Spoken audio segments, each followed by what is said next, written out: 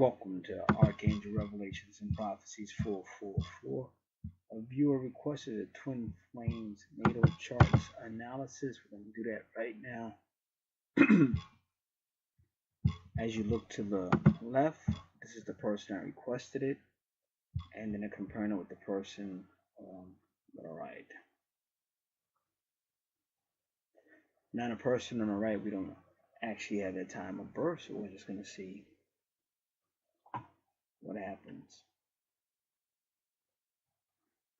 First house for the person on the left, the female, you see the 22 right away. You see twin flame number 22. Again, Aries with Virgo. I think you'll see that a lot because they're always trying to heal that Virgo energy, because Virgo says I am. It wants to go, it wants to be I, it wants to have its way. It's Aries. When I say I am, I'm talking about Aries. Virgo is in Aries, so I said Virgo, but it's Aries is the energy that says I am. Virgo is there to heal that energy, because you can't have I am with twin flame. It has to become we are. And see, the truth about twin flames is this, and that's why, like, I've grown a lot, and I know a lot of people can't understand it. But if you're still at the point where you want to bicker and argue, you're nowhere near what's going to be needed for a twin flame reconciliation.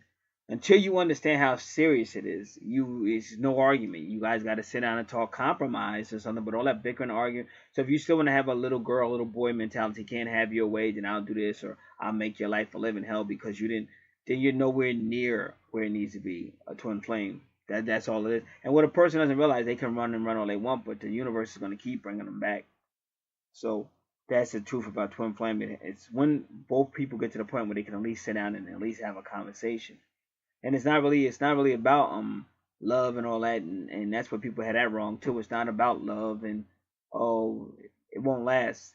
You may have a quick moment of great sex for a little bit, but then it's gonna end because you don't have that commitment. And it's a sacred union that's built on commitment. You have to become one with that person again. They call it balancing out or compromise, whatever you want to call it, but it has to be when you know you have to be with that person because it's a sacred union. And most people don't get that way because they're in third dimension, or lets them believe they can go wherever they want to go, sleep with whoever they want to sleep with, do whatever they want to do, and that's what they want. And that's Aries. I am. My way or the highway. That's all Aries energy. So that's why you see Virgo in Aries. They're trying to heal it, and they give you the east point, which is the sunlight, eastern sunlight, and the ascendant, the rising, which is the sunlight. They're trying their best to heal that aggressive, have it my way, I am Aries energy. Takes you to the next, automatically goes right to relationship in the second house for Pluto retrograde. So you know you're dealing with past life, twin flame matters. Past life, twin soul matters. It's taking you right to your seventh house. It's taking you right to your eighth house and seventh house. Seventh house of relationships and eighth house of the underworld and the soul. Then they don't stop. They go right into, once again, another retrograde in Scorpio. Scorpio rules the eighth house, the soul house. So Pluto retrograde is going to cause external situations, which will be financial, will have a lot to do with finances. But those external Pluto attacks are going to cause a person to begin to change internally, which is Uranus retrograde, and it'll cause them to talk about eighth house matters. So that's what's going to happen. They try healing Aries energy, and remember, Aries is ruled by Mars. Mars used to rule Scorpio. Therefore, there will always be an energy relationship connection between Aries, Mars, and Scorpio. You can't get away from it. So the first house is about telling Aries energy, we're going to have to heal you. You can't be so single-minded. The second house is, okay, you're still not getting it. So now we're going to affect your finances a little bit, affect your relationship, affect your finances. We're going to hit you externally to cause you to turn internally. And now the internal change happens with, now the person's talking more about eighth house matters. They're looking a little bit deeper, taking it a little bit more serious. Then in the fourth house, which is about family, education, higher education, real estate, the mother, which is the Imon Coeli, the heart, vehicles. You have Sagittarius there, which rules house 9, which is, again, it's about higher consciousness, the two twins working together, the two twin souls. And Neptune is retrograde because Neptune is sending messages to this person through their psyche, through their subconscious, and through their dreams, doing it through Pisces. And that's their true north node. The true north node in this life is to listen to those messages coming to them through their subconscious, coming to their dreams, to work on healing of the higher self, represented by Sagittarius, which is the ninth house. Fifth house is Cancer. So again, the fifth house is supposed to be about love, fun, romance, travel, excitement, taking risks. But they got Cancer there. They got Capricorn there because Capricorn is ruled by Saturn, which is kind of like a worker. So again, they need to be more romantic when it comes to their twin soul, more passion and more love of life. Sixth house is healing, Virgo again, but Virgo with Aries, Virgo with Aquarius energy, because Aquarius energy is all about the twins submitting to each other and working it out. And they have the moon sign there because the moon really rules the soul, but the moon is also, well, the moon deals a lot with the soul, and the moon is a nurturer. Moon is a nurturer. So this is the sixth house. So they're trying to get healing, nurturing from the moon. The moon also rules Cancer, which is it rules the fourth house where Capricorn is, and then your Cancer looks like it's in your 11th house, which deals with Aquarius again. So they're really trying to get you twins to work together. And you also need to read Santos information because you got a unique Cancer Capricorn connection. To read that information, you would have to go to the you got your free natal chart worksheet, and it'll be there, connection on a link on Capricorn, Cancer, the gods, and you can also read it in your description box. So those are two locations you should be able to find that link. Now you still got that Mars energy because, like I said, Mars rules Aries, so they want to duke it out. So they're still trying to get that healing going on, nurturing with the moon, healing with Virgo, and invest there's a lot of energy. A lot of the universe is using a lot of energy to calm that Aries energy down. That takes you into 1, 2, 3, 4, 5, 6, your 7th house of relationships. There's Pisces, and Pisces is being helped with Neptune and Sagittarius higher self energy. And you have Lilith there, which is a good thing. Lilith is direct, so that's a good thing. At least Lilith is not retrograde, so that's a good thing. The soul portal is that cross, the vertex cross. And then you have Pallas, which is just other forces, other whatever you want to call it, helping you in your relationship. Going into the 8th house, and there's Aries, and then you got communication going on, trying to get you to work it out. And if you notice, Mercury rules Gemini, and Mercury rules Virgo. So Gemini, you got Scorpio in the 3rd house, ruled by Gemini. So they're still talking about that. They got a strong situation going between your 7th house and your 8th house. 7th house is relationships, in your case, twin soul relationships. 8th house is all about the souls and shared resources and things of that nature. Karma is 8th house. Then you have Jupiter there because you're always going to see money in association with twin souls. And Jupiter can also represent the souls coming together or marriage, the sun uniting with the moon.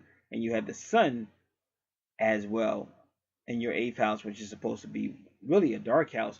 But you got the sun trying to shine some type of light on it. And you got all this.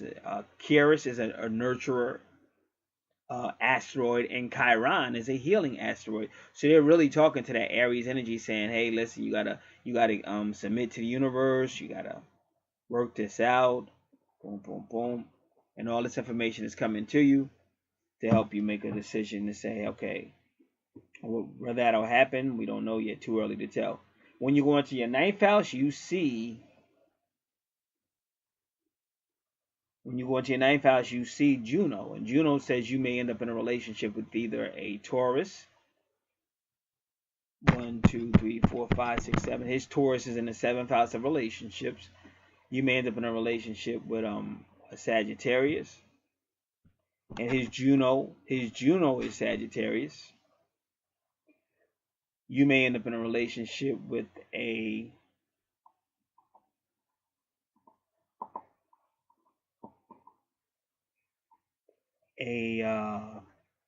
Libra, because Venus rules Taurus and Libra. and his sun sign is a Libra. So those are different ways that there may be a connection. It's still a little early to tell, but that's something to note. And then when you look at his Pluto, see, we don't know his exact time, so his Pluto could actually be in Libra. We just don't know. Just like his Uranus could actually be in Scorpio. We just don't know. Because sometimes with their twins, their charts will mimic each other. Just like his Neptune could be in his Sagittarius, just like yours. His Jupiter could be in his Pisces, just like yours. Or his Jupiter could be in his Aries, just like yours. See, when I see it like that, you can already tell if we had the exact time or whatever. You may get a better picture, because this chart to the right is mimicking that chart, and it's only off by, maybe if we had the correct time, it wouldn't be off. That's what I'm trying to say. All right. Now in the 10th house, Gemini. So once again, you're dealing with a twin soul situation. 10th house could be your career, meaning you would have a career in some type of multitasking, some type of communications career, or your 10th house can also mean your twin flame journey, your twin flame purpose, and that's the Gemini, to really unite with your twin. That would be your twin flame project. 11th house, again, you have Saturn. Why is Saturn in your 11th house? Because Saturn rules the 10th house. Well, Saturn is saying, hey, listen, this is the house where the twins are supposed to come together. This is the house where it's supposed to be Aquarius, where both twins decide to work on each other. And this is the house where the moon is using Cancer to nurture this relationship. So he's trying to help out by saying, hey, you gotta obey the rules. You gotta obey the house rules. So that's what Saturn's saying. And then you have good fortune, which is the asteroid sent from the universe to say we take pleasure in this house. That was the 11th house. And then the 12th house is Leo. And why do you find Leo in the 12th house? Because they have this couple is in a dysfunctional state when it comes to their love, their relationship, they're working together. So that's why Leo lives in the 12th house. Plus they put Leo in the 12th house. It's like God will take somebody that's a light and throw them in with darkness. And that light is supposed to shine on dark people. That's what God did with Jonah. In the book of Jonah, God took poor Jonah and threw him in with Nineveh. But Nineveh was really a very dark and sinful city. But he made Jonah be the light to them. And he did the same thing with Jesus, because the Bible tells you that Jesus became a light in a dark situation. So that's why you have Leo, because Leo's ruler is the sun. And he's happy, he's romantic, he's creative, he's lively. So they take Leo and throw Leo into the dysfunctional house. But the hope is to try to get past the whatever keeping these two souls from realizing how important it is that they work together. And that's why I say you could tell a person all you want, I'm your twin and we're twin souls. This is how you find the information. But it has to come a time when they want it. And it can't be based on no fakes. It can't be based on how they feel. It can be. And for most people, they have to feel a certain way to make a move. But it can't be based on how they feel, because even that's not going to last. Because you might feel a certain way on Monday, but you might not feel that way on Tuesday. Or you might feel a certain way about so-and-so on Monday, but then you meet somebody else on Wednesday that makes you feel a certain way, and you're disloyal. So that's why I said it takes a lot. And humans don't understand that. But sometimes you do walk away from a situation because you have to let the universe step to that person. Because that person has got to learn how to be more mature and more responsible. And unfortunately, that's why you see Pluto retrograde, because Pluto has to really start to hit that person to the point where they humble themselves. Like I always use the example of Pharaoh. Pharaoh had to be hit hard externally before he humbled himself. And a lot of these people that are going to be in twin flame relationships, they're only going to get in those relationships because all other stuff is going to go wrong.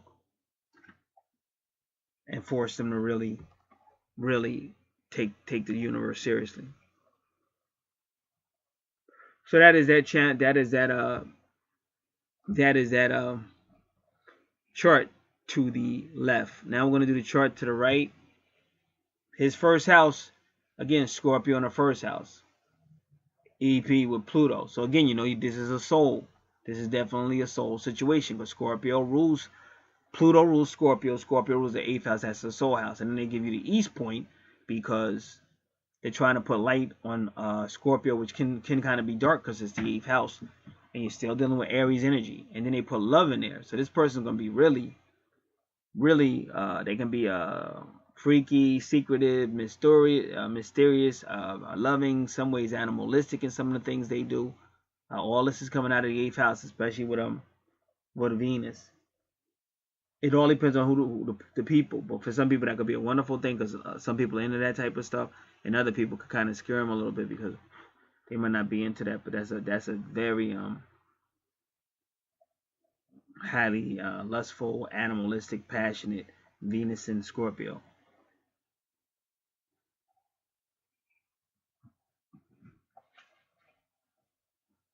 So again, right in the 2nd house, they throw Saturn in. Why do they throw Saturn in? To get some discipline, to store some order. So now the 2nd house, which is going to affect the finances, is Sagittarius.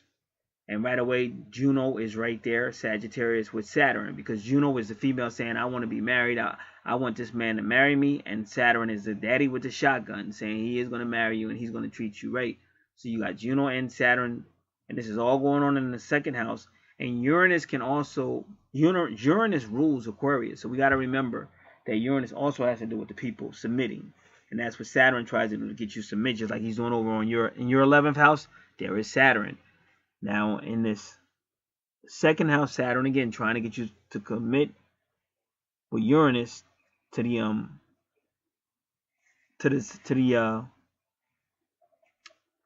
twin, to the Aquarius type, to the higher self. The Sagittarius is the higher self, 9th house.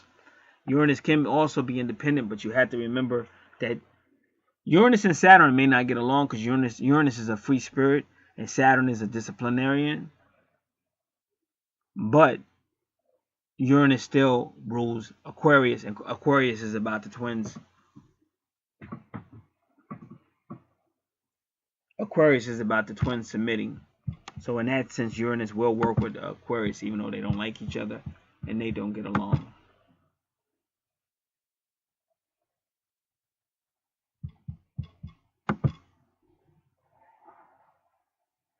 I feel good right now because I got a friend out here, and it's one of them things. See, on my spiritual channel, that's why I tell like it is. I did a real good video. See, a lot of people don't understand this walk is spiritual, and they actually think it's a difference. And that's why, like I said, my numbers stay low because I tell the truth. But I'd rather tell the truth and say to people that I can save, because you can walk down that jungle all you want, but all you're going to do is get lost. Any jungle you walk down long enough, you're going to get lost.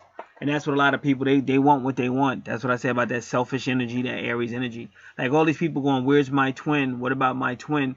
They're going to stay lost because they don't want to understand what you need to do to get your twin. And this is a universal contract. And you're not bigger than the universe, and you're not smarter than the universe. And that's why when I see my twin act a fool, I say, oh, go ahead. Keep on acting a fool. You're still going to be brought right back to the area you're running from. They're going to keep bringing you back. And so my friend is a twin flamer. I know both of them. And you know, he's just going through that stage. Me and him got like a brother relationship.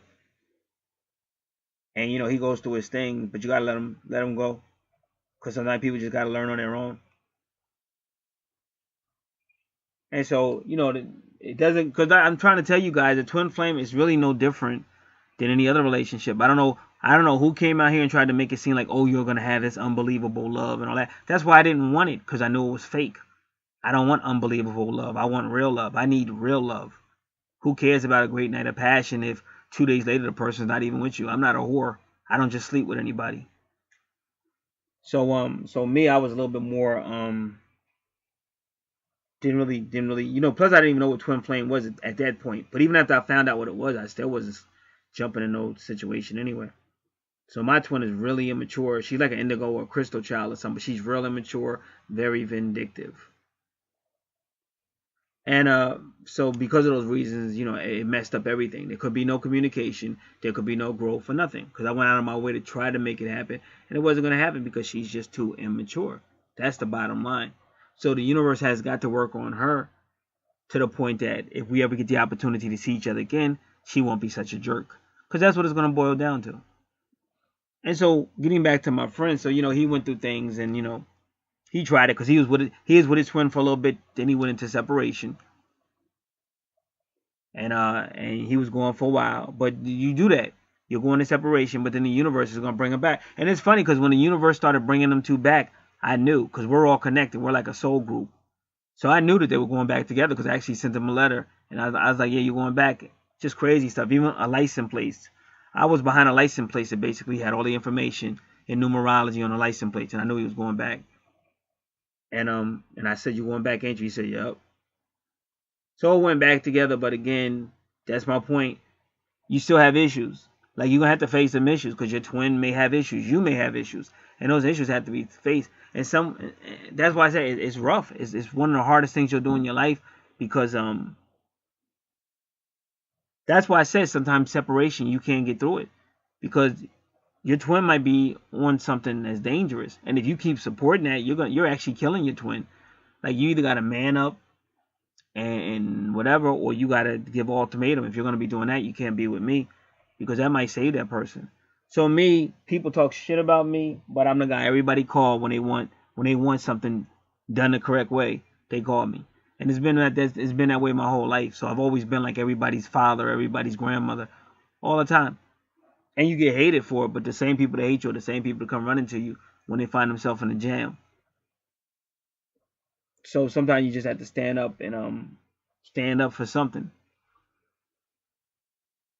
So a lot of stuff's going on right now in the atmosphere, because like 2017 is going to be some major changes. I'm letting you know right now, and that's why you see I'm trying to do horoscopes to try to wake people up as much as I can.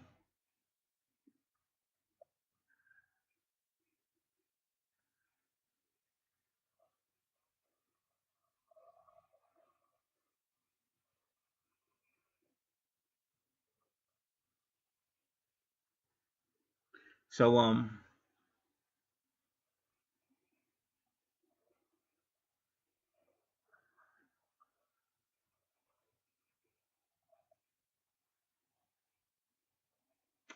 so that's what he's trying to, he's trying to work through some stuff.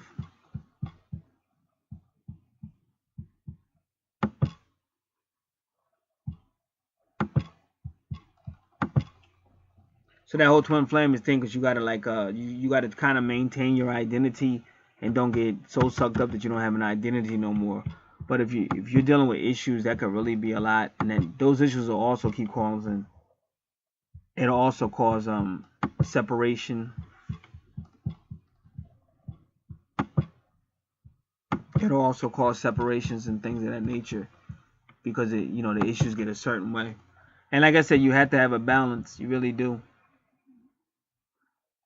And that's why I said if you want to communicate, I want to communicate. If you don't want to communicate, then I'm cool like that.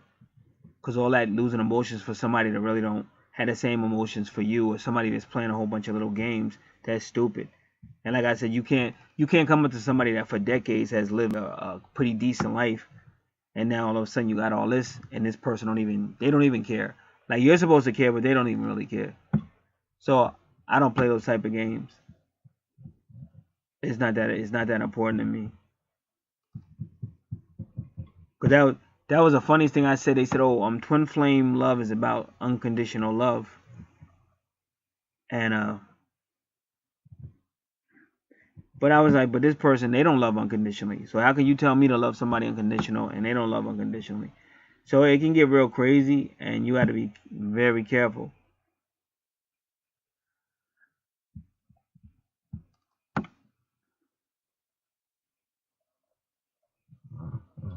You have to be very careful, because if you're not, that's why you got to have some type of inner strength, some type of self-confidence, because if you're not careful, you can let somebody who really is just too immature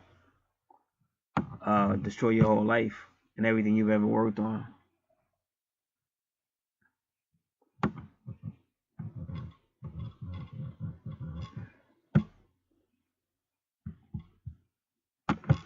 So it's not an easy thing. And like I say, well, what can you do? All you can do is make sure you're growing, but you cannot really worry about what another person's doing. And you should, always protect yourself at all times. And don't be afraid to tell them, look, I work too hard. Because at the end of the day, you might help that person, change or get the help they need. But the one thing you don't do, you don't let them pull you back into no nonsense.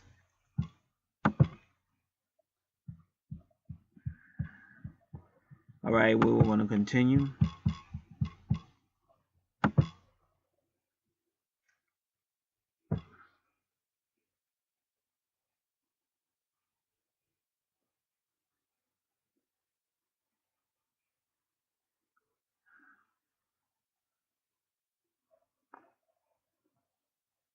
So now we did Leo. We went all the way up. Did we go up?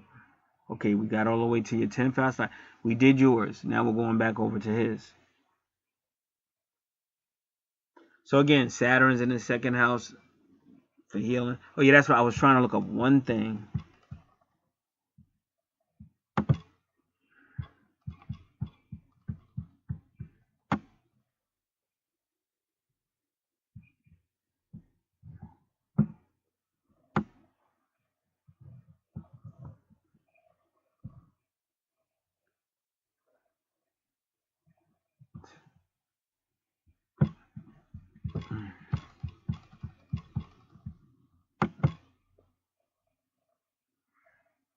And that's why I say people can't be afraid to communicate. Because if people weren't afraid to communicate, they probably could progress better. But people would be so insecure, so scared, and they don't want to communicate.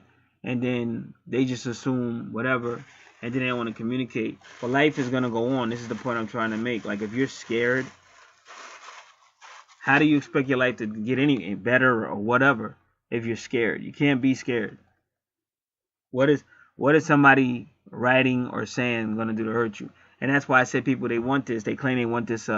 This whole twin flame, twin soul stuff is not third dimensional.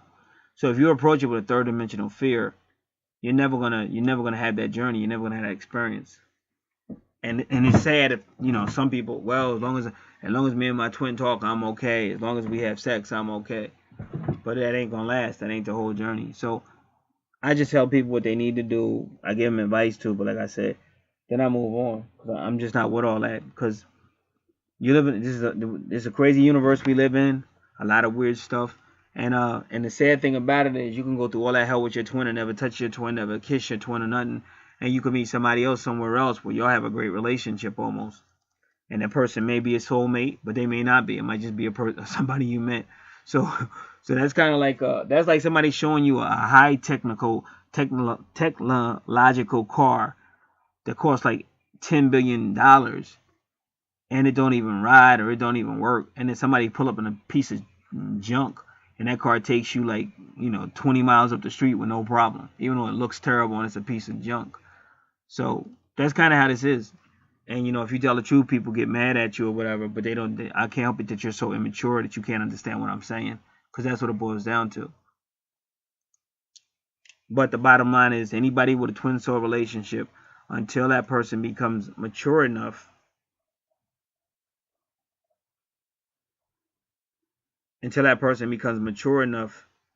to deal with you, that ain't gonna work. And that little bit of sex you get or whatever you get from the relationship, it's not gonna make it last. I just did a phone consultation with a guy that said he was with his twin for 3 months, and even his twin said, "Oh, this is the most peaceful I've ever felt. I've never felt this peaceful." But that was a problem. It was boring to her, so she left after 3 months. And it goes into separation anyway. And if it wasn't peaceful, it would have been something else. So you gotta really say, I didn't come here for this bullshit. Like, I mean, if it happens, it happens. But I'm not gonna lose my freaking mind over it. And you gotta realize that. Because all that crying and all that running from channel to channel, trying to find somebody that's going to agree with you, that's still not going to change the facts.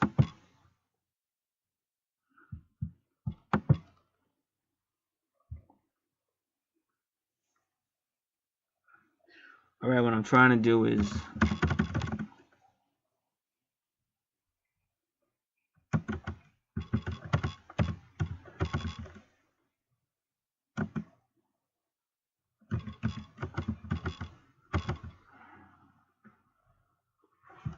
now I want to try it. This is Saturn. No, I don't want that though. All right, I don't want this.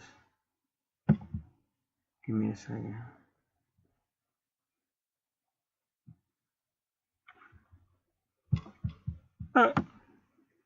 It says Saturn in the 7th house, single forever, and it says it with a question mark. Would you marry someone with Saturn in the 7th house? That's crazy. Saturn and Aquarius in the 7th house. Let me see.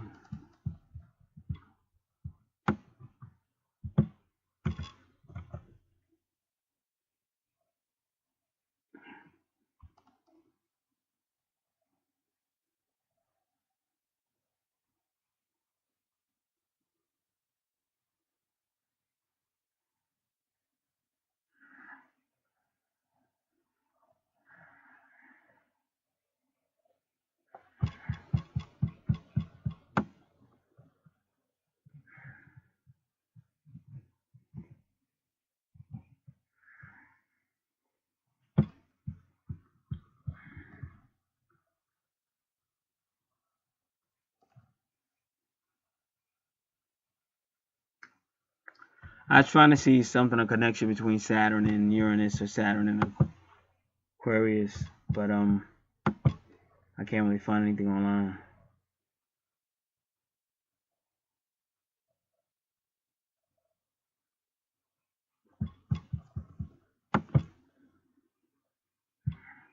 Give me one moment, I respond to something.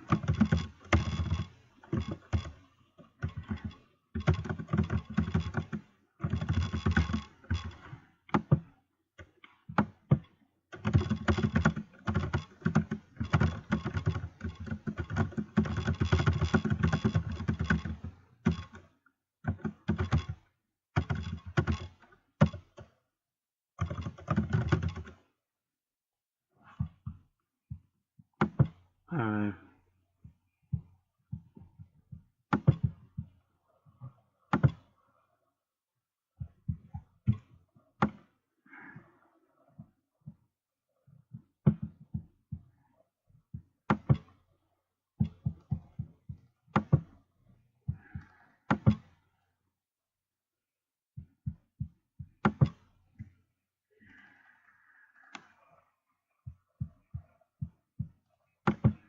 Alright.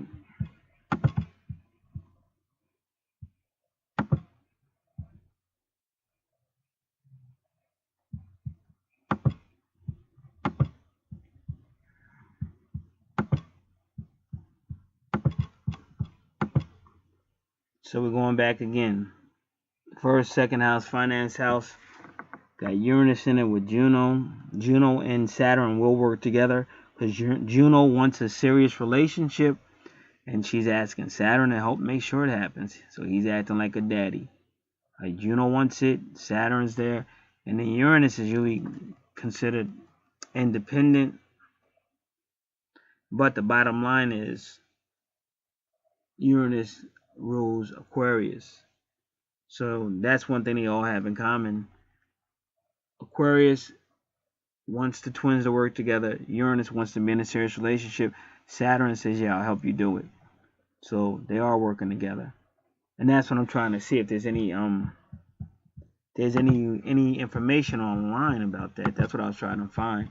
Because they always make it seem like the two can't work together.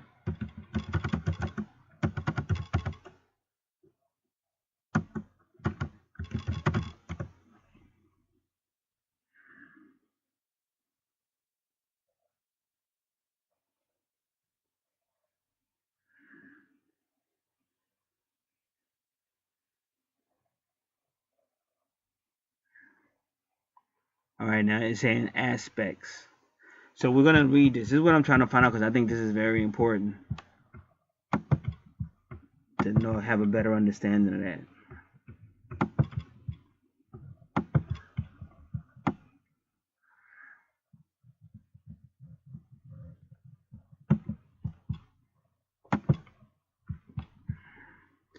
Okay, okay, these are the different Saturn, Uranus. Saturn conjuncts Uranus. You are prone to have flashes of insight and innovative ideas. You'll have an exceptional combination of intuition and organization. That's true, because organization would be Saturn and intuition would be Uranus. But what I'm trying to tell you is they can work together. People make it seem like they can't work together. I was trying to prove to you that they can both work together, and I just did. It says you might appear to be quite conservative and inhibited, but you can do and say things that are totally unexpected and surprising. Yeah, because somebody told me that's how I am. Because I was shopping one day, and the dude was saying you're really conservative by what I was wearing, and then I started totally buying the exact opposite. He said I don't understand it. He said I thought you was real conservative, and people get that way with me, but I'm not. But that's what I'm trying to tell you. They do work together. In life, you can't just be one way. You have to be different ways.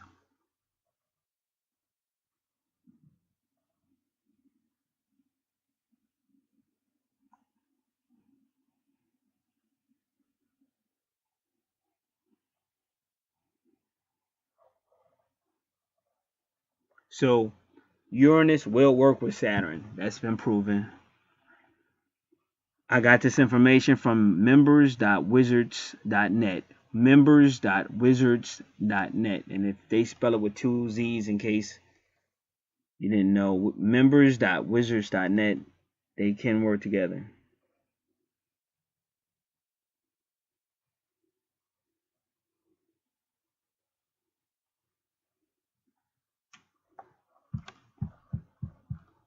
That's what I was looking for.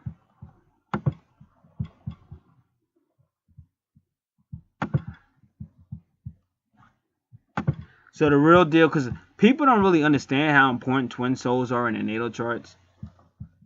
But once you understand how important twin souls are, stuff that didn't make sense before makes the best sense in the world.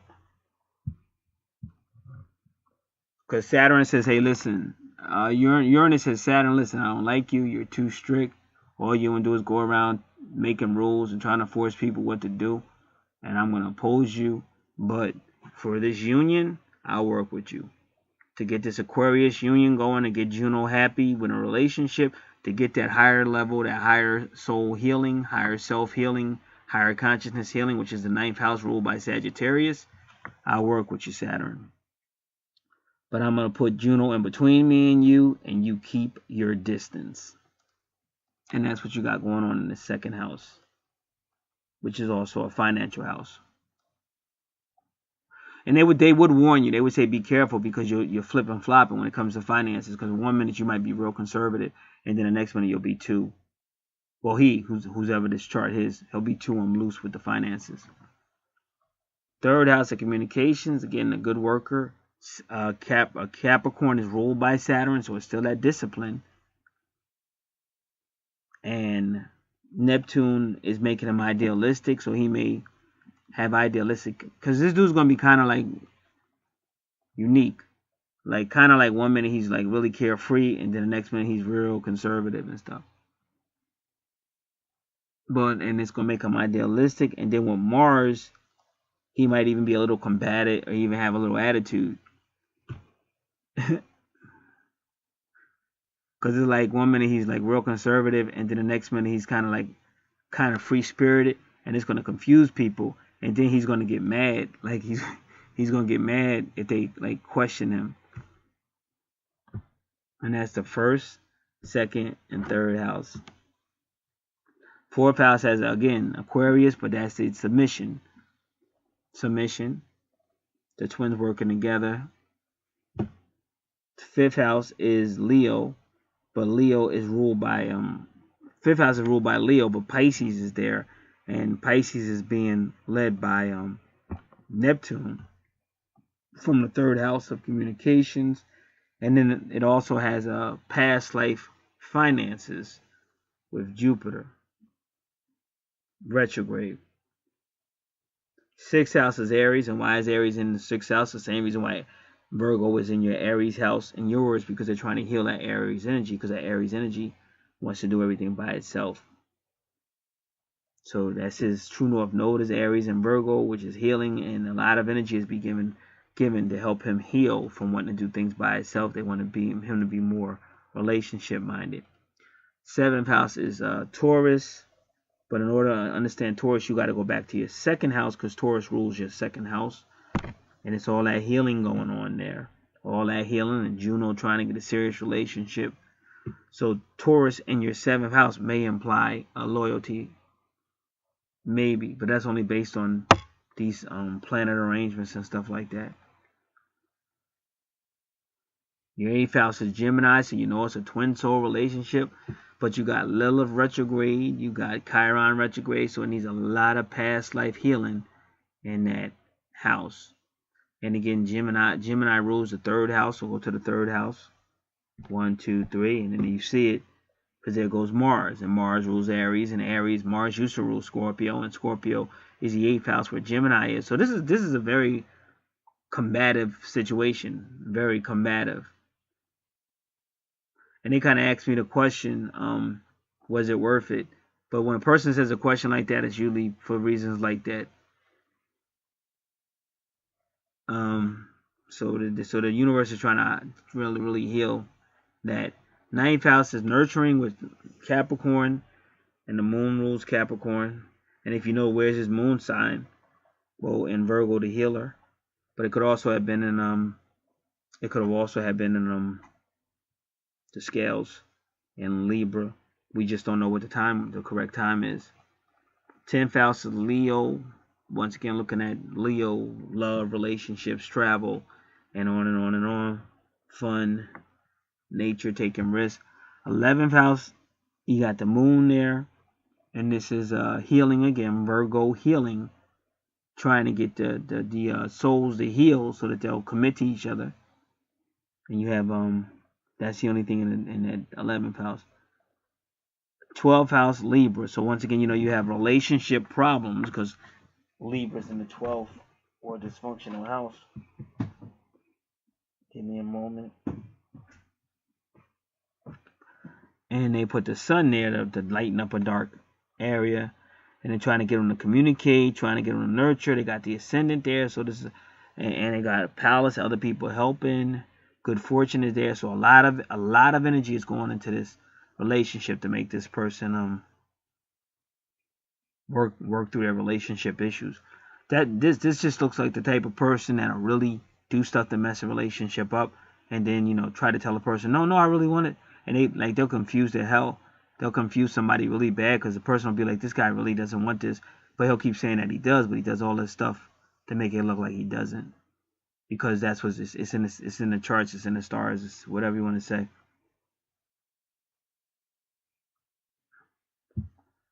So there's not too much else I could say. Now, we already did some of the. I already saw how these two could be twins. I already named that, so I'm not going to do that again.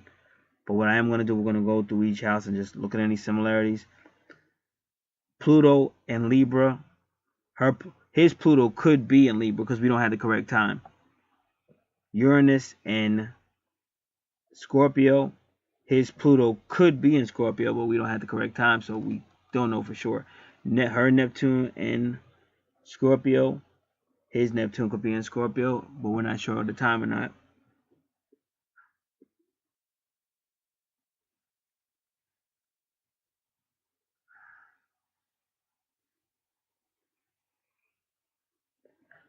Her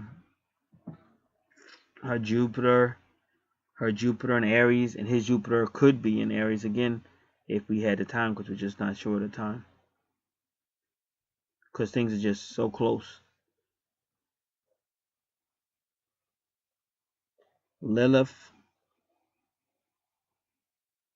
and Pisces, her Lilith and, let me see, let me do it again. No, I'll take that one back.